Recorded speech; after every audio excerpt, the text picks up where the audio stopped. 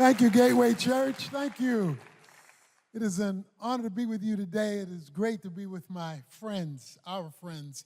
Speak for my wife and I, Morris's, and what they have meant to us, to our family. We're grateful for the way you've received many members of our family. I think they've all been here to something and served the church in some way, and that makes it special, as well as the relationship between churches. Gateway and our church in Oak Cliff have been great partners in a lot of ways, and we are grateful for that relationship. Now, this is the first time I've gotten to speak on a weekend. I've been to a couple of events. So, my daughter Priscilla Shire,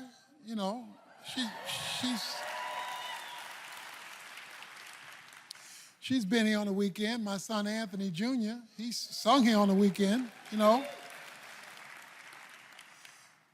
But he never invited me on the weekend. I was a little bit evangelically offended that So I called Robert Morris. I said, you haven't invited me for a weekend. He says, well, you've done our special events and you okay. But when it comes to the weekend, they used to hearing me. And folk like Max Lucado. I said, I really want to come. He said, well, you ain't ready yet, not for the weekend. He really hurt me. I said, well, would you at least reconsider? He says, send me a CD. So sent him a CD and let him hear, He called me back. He said, well, you're getting better, but the standard here at Gateway is so high that I'm just not sure you're ready yet. I said, Robert, give me one more chance. He said, okay, send me another CD. So I sent him another CD. He listened. He said, I can definitely tell you've been working on your homiletical skills. You've had hermeneutical improvement. I am really, but for who the Gateway constituency is, you're just not ready yet. I was hurt. Robert, I'll come for free. He said, now you're ready. So I'm delighted for the privilege of being here. No, I'm kidding. I am honored for the privilege of being here. It was August 14, 2003. My wife and I were on our way back from New York City, my favorite place to go, and we were at LaGuardia Airport. And preparing to catch our flight back to Dallas. We stood at curbside check-in and waited for what seemed like an inordinate amount of time for us to get our bags checked. I stepped out of line and walked down to the baggage handler and said, is there a problem? The line is not moving. He says, yes, nothing is working. He says, we've had some kind of problem here at the airport. The conveyor belts aren't working, the computers aren't working, the magnetometers aren't working, things are just not working. So we waited and we waited and we waited with thousands of other people at the airport for hours and hours and hours. After a number of hours, as dusk was setting in on this hot August day, they said, we are so sorry, LaGuardia is closing down. We were caught in the blackout of 2003 when a power grid failure in Canada had worked its way down the East Coast, creating a blackout in the Big Apple, New York. So I, like thousands of other people, found ourselves in a desperate situation. We found ourselves in a scenario with no place to go. Everybody's now wondering, what are we going to do? Everybody's trying to find a hotel room because, of course, like us, we had checked out.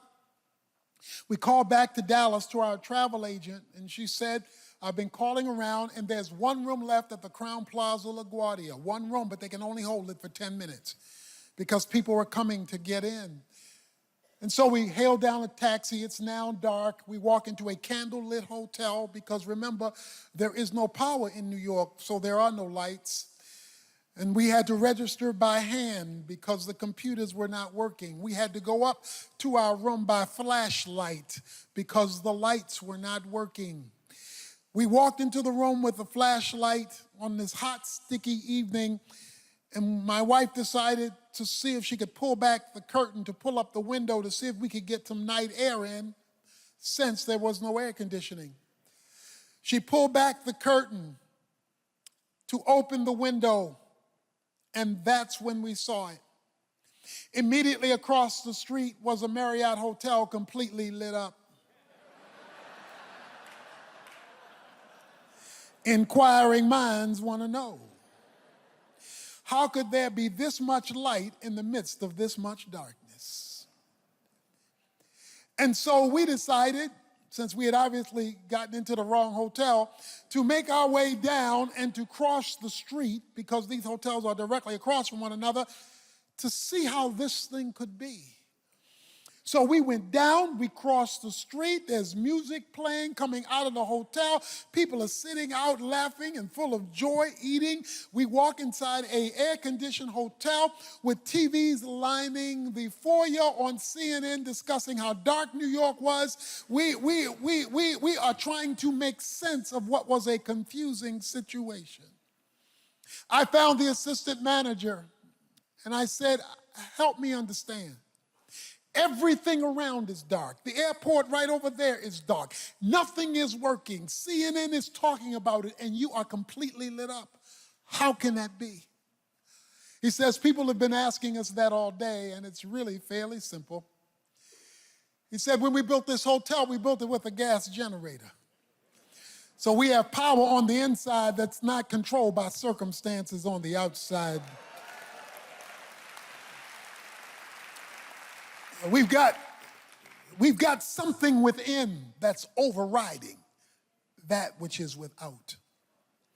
I am sure you would concur with me, we are living in dark days. On every single level, darkness is crouching in people's individual lives that are unraveling, in families that are fraying apart, in churches that are conflicting and confused, and in a political season of madness, darkness is covering the landscape. That's why, in the midst of whatever dark thing you may be dealing with personally, in your family, in ministry, or in society, I want to give you a great verse. You know it, you've quoted it, but I just want to remind you of it this evening. I have a plan for you, saith the Lord. A plan for your well-being and not your calamity. To give you a future and to give you a hope. I have a plan for you, saith the Lord. A plan for your well-being and not your calamity, to give you a future and to give you a hope. Jeremiah 29:11 is a well-lit verse. But what you need to know is that it's a well-lit verse in a very dark chapter. You see, Jeremiah 29, before you ever get to that verse, is discussing God's people in a bleak situation. They had been sent into exile, according to verse 4, because of their rebellion against God. Their families had frayed apart. Their economics were in trouble. And they were now forced to live in a secular society called Babylon. So when you read Jeremiah 29, you're reading a dark chapter. Even the theology was dark, because God says all of the preachers who are preaching to you that I'm going to come and bring you out of this tomorrow are lying to you.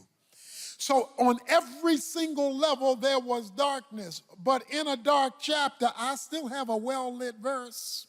I have a plan for you, saith the Lord, a plan for your well-being and not your calamity, to give you a future and to give you a hope. So, if you happen to be here and this happens to be a dark chapter in any aspect of your life, whether personal or family or career or financial or political, if you happen to be in a dark chapter, because if you're not in one now, it means you've just come out of one or you're headed toward one, because life has its dark chapters. But if you happen to be in a dark chapter, I've got a well-lit verse. I have a plan for you, saith the Lord, a plan for your well-being and not your calamity, to give you a future and to give you a hope. But what is interesting, it is not only a well-lit verse in a dark chapter, it's a well-lit verse in a dark chapter that's in a dark book. If you're depressed, don't read Jeremiah for devotions. That's not the book you want to read. Because chapter after chapter after chapter after chapter after chapter It is discouragement and depression and judgment and sin and negative circumstance. But in a dark chapter located in a dark book, I still got a well-lit verse. I have a plan for you, saith the Lord, a plan for your well-being and not your calamity, to give you a future and to give you a hope. Perhaps you are here not only in a dark chapter, but perhaps you're here in a dark chapter that's located in a dark book. As far back as you can look, there's chapter after chapter of negative circumstances, of bad memories, of chronic mistakes, of sins that you're still trapped in. And you look at the chapter today and the book from yesterday, and it all adds up to bleakness. In a dark chapter, in a dark book, there is still a great verse. I have a plan for you, saith the Lord, a plan for your well-being and not your calamity, to give you a future and to give you a hope. What is hope? Hope is joyful expectation about the future. Hope is always future-oriented. Hope is never addressing your current circumstance. It is always anticipatory. It is anticipating where you're going, not where you've been or where you are. It is expectation that my tomorrow will be better than my yesterday. My future will be better than my past, and where I'm headed will be better than where I am. Hope is expectation and anticipation of a better outcome for where I am going. Many of you, when you back out of your cars, will back out, and that will mean out of your parking space. And as you back out of your parking space, you will look in a rearview mirror. That rearview mirror will reflect what's behind you. You will look in the rearview mirror as you back out of your parking space. Just do me a favor. On your way home, do not spend an inordinate amount of time in your rearview mirror, or you're going to hurt somebody. The rearview mirror is critical for seeing what's behind you. But in light of where you're headed, there is a much bigger piece of glass called the windshield, because where you're going is better than where you came from. I have a plan for you, saith the Lord. And it is a good plan. And it involves a future. And it involves a hope. So regardless of your circumstance right now, or the circumstance of a loved one that you are aware of, or the circumstance in our country today, I am here to tell you, in this bad chapter of this bad book, I still have a great verse. I have a plan for you, saith the Lord, a plan for your well-being and not your calamity, to give you a future and to give you a hope.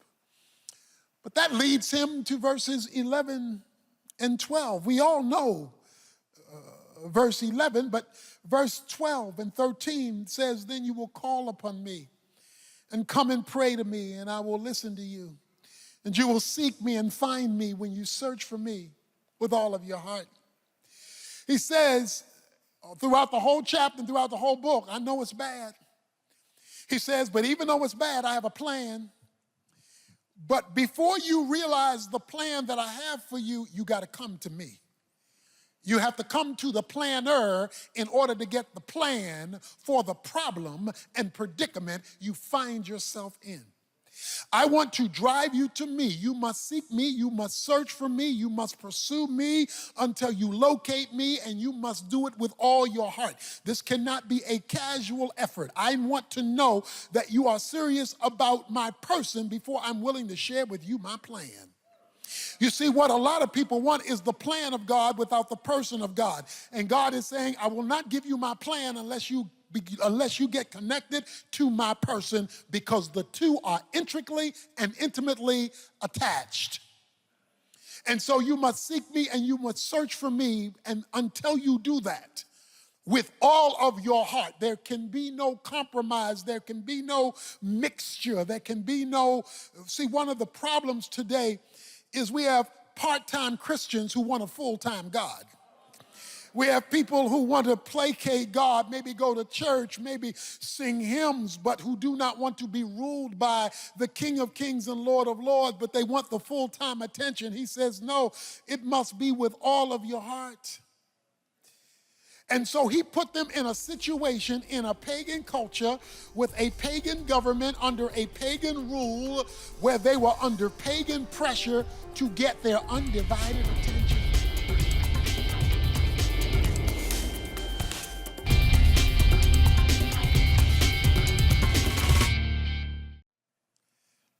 when I saw my wife at 18. We've been married 45, 46 years now.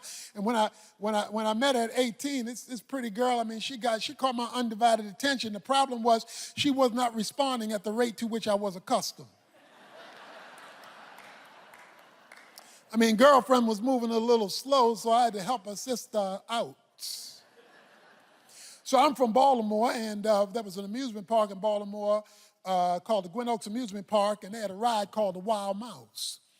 And this was a roller coaster for two. We did all the roller coaster dips, but it would shoot like it was going to jump off the track and turn real quick. I said, give me 2 tickets. I got 2 tickets to the Wild Mouse. The wilder the ride got, the closer she got. By the time the ride was over, you thought only one person got on it. Why did I buy those 2 tickets? Simple. I had a plan for her, and it was a good plan. It involved a future and a hope.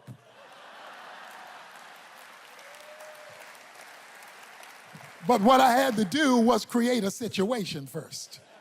I had to create some inconvenience, to create dependence, to draw her near so I would have her undivided focus and attention. What you must understand and what we are facing in the chaos of our political arena is it's not about politics. It involves politics, but it's not about politics. 2 Chronicles chapter 15, verses 3 through 6. In those days, there was no true God, no teaching priest, and no law. It says there was no peace to him who went in or to him who came out. It says that city rose up against city and nation rose up against nation. And then verse 6 says, for God troubled them with every kind of distress. So you've got personal chaos, family chaos, you've got cultural chaos, urban chaos, and international chaos. You got all this chaos in society, and it says God troubled with them with every kind of distress. Ladies and gentlemen, if God is your problem, only God is your solution. If God is your problem, it does not matter who you elect. If God is your problem, looking for Air Force One to land the solution is a waste of time. What America is right now experiencing is what I call the passive wrath of God. In the Old Testament, there was the active wrath of God, fire and brimstone falling from heaven, the ground opening up, a flood. But today, because the death of Christ changed how God could relate to the world, we're experiencing the passive wrath of God defined in Romans chapter 1, verses 18 to the end of the chapter. He says in verse 24, 26, and 28, and God turned them over, and God turned them over, and God turned them over, which simply means God abandoned them to experience life without him. So as we have removed God from the culture, nature hating a vacuum like it does, it is being now filled with all manner of evil. The removal of God automatically means the devolution of society. And as long as God is on the periphery, you cannot solve it by politics when he is the one creating the problem.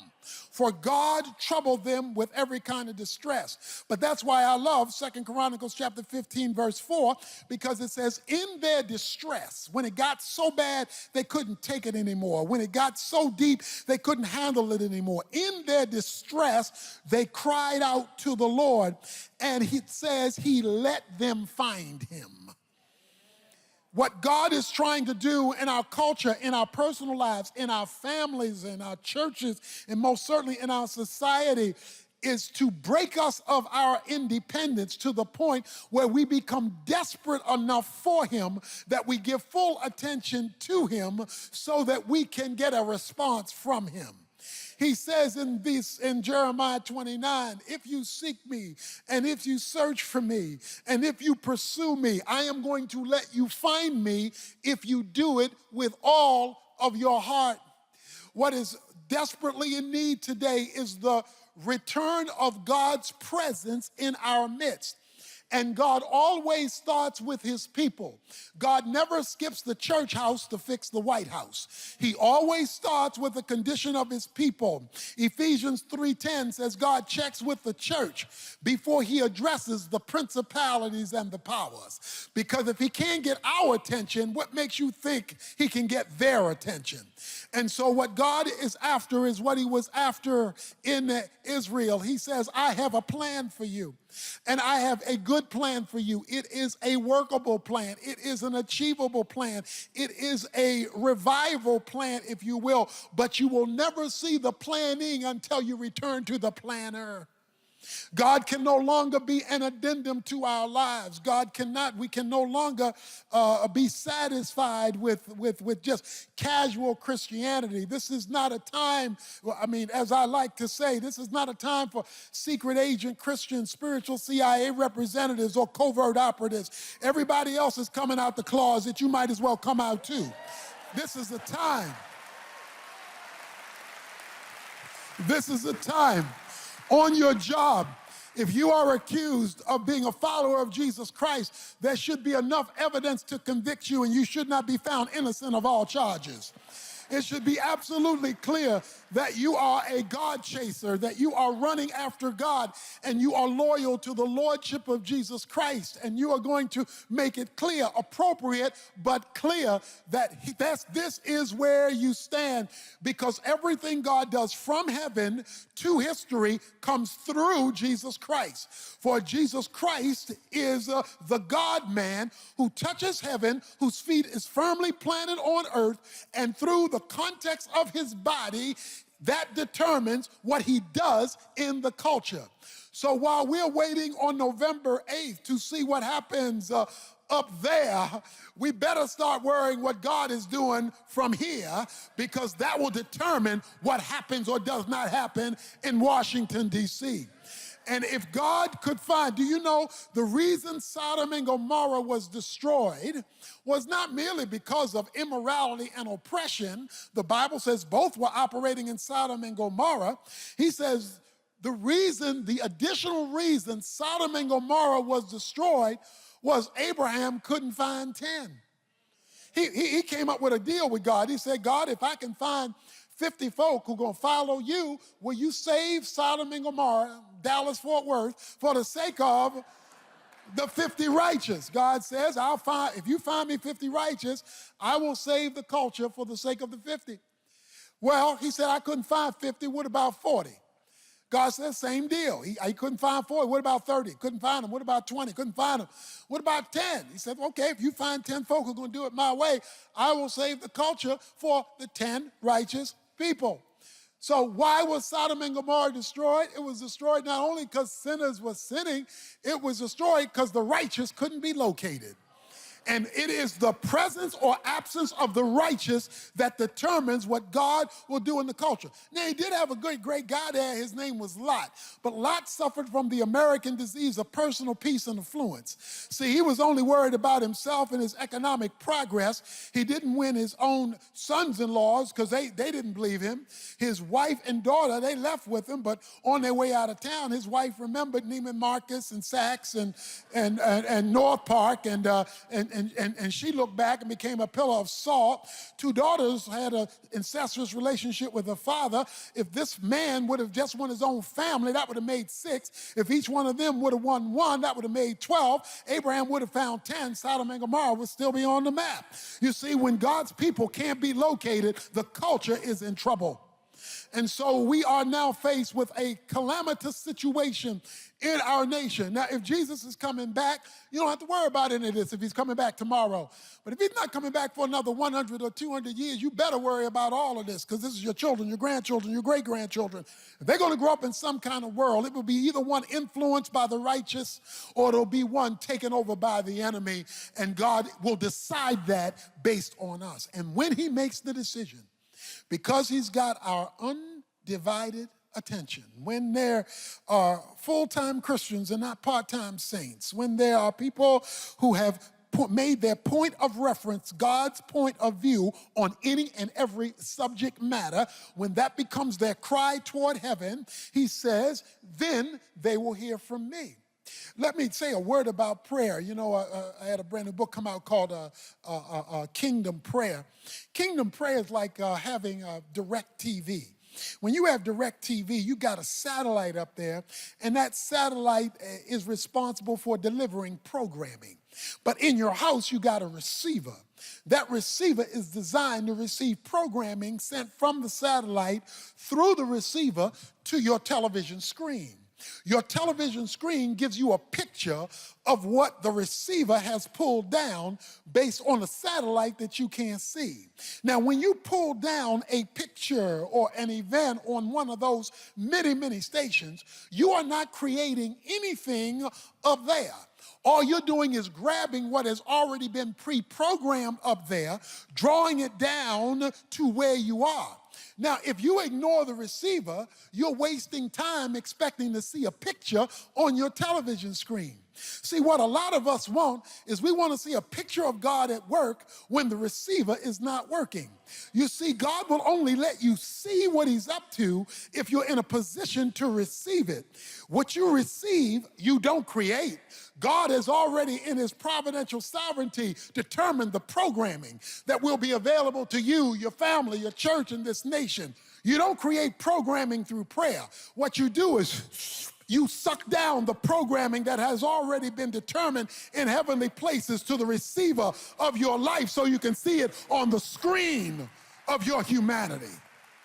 And he says, if you seek me and you run after me and you come after me with all of your heart, you will know when I show up, verse 14. Because he says in verse 14, I will restore your fortune. I will restore your fortune. I will give you back what was ripped away from you. Many of us have been ripped off. We've been ripped off by the enemy. We've been ripped off by other people. We've been duped. We've been shammed. Israel, you walked away from me and you went to those idols, thinking those idols were your source. And an idol is any noun, any person, place, thing, or thought that you look to as your source. And you went to those idols. And I know we're in the 21st century, so now you got the American Idol. You go to those idols and you expect them to cover you. You go to those power brokers. You go to those politicians. You go to those sources and think they're your answer. Well, I'm going to put you in Babylon and I'm going to let you see that there is no deliverer but me. But if you will give me your undivided attention and if you will return to me on my terms, then I will restore. I will give you back the life you thought you lost. And that is the hope of our faith. That God can restore. That God can take a mess and create a miracle. Have you ever been to a pizzeria? I mean a real pizzeria. I'm talking about one run by the Italians, okay? You go to a real pizzeria. Have you ever seen them abuse the dough? They got this ball of dough. They throw it down. Bam! They take a rolling pin, and then they mash it and flatten it. Then they spin it on their finger up in there. Why you want to do all that harm to the dough? I want the pepperoni, the sauce, and the cheese. But you can't get the good stuff until the dough has been made ready to receive it.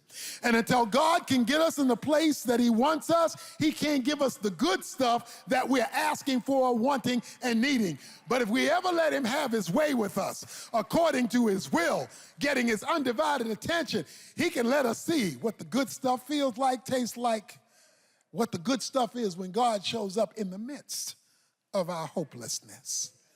I have a plan for you, saith the Lord. It is a plan for your well-being and not your calamity. I know you're hurting. I know you're in personal pain. I know it doesn't look like the family thing is going to work out. I know the ministry is struggling, and I know the nation is in trouble. I understand that, and I am the one allowing it. Now give me your undivided attention and watch me do my thing. Watch me give you back the life you thought you lost. So I'm here today to tell you, I don't care what your condition is today, don't you throw in the towel. Don't you give up till you look up. Don't you walk away until God has had the last say so, because he is a restoring God. And that is the nature of hope. Hope means he can give me back what I thought I lost, even if it's my fault that I lost it. Because it was Israel's fault that they were in Babylon. Because they rebelled, it was their sin and their fault. And when you and I experience the restoration of God, it is transforming, because nothing will let you know how real God is like when he comes and turns something around that looks like it was unfixable. A little girl was in the shopping cart with her mother going up and down the food store aisles. The mother was pushing the cart up the cookie aisle. She said, "Mama, please for some oatmeal cookies."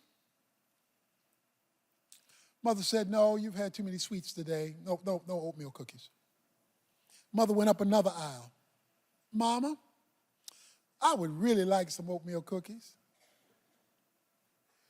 "I told you you had too many sweets today, no oatmeal cookies." Mother goes up another aisle.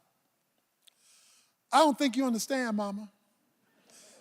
I need some oatmeal cookies." She said, "No, what you need is a spanking because I told you I'm not giving you any oatmeal cookies." Mother gets in the checkout line. The little girl stands up in the cart, clasps her fingers. "Jesus, they told me in Sunday school if I called on you, you would meet all my needs. And I need some chocolate chip cookies, but my mama won't give me any chocolate chip cookies." The ladies in back of the mother said, "Why won't that woman get that girl some chocolate chip cookies?" The mother got so embarrassed, she went and got a whole bunch of chocolate chip cookies. The girl said, "Thank you, Jesus, for answering my prayer when I called on your name. I don't know what you're calling on him for. All I do know is when you call on him right, he knows how to send folk and get back that chocolate chip that everybody else is denying you because he is a God who gives hope." God bless you.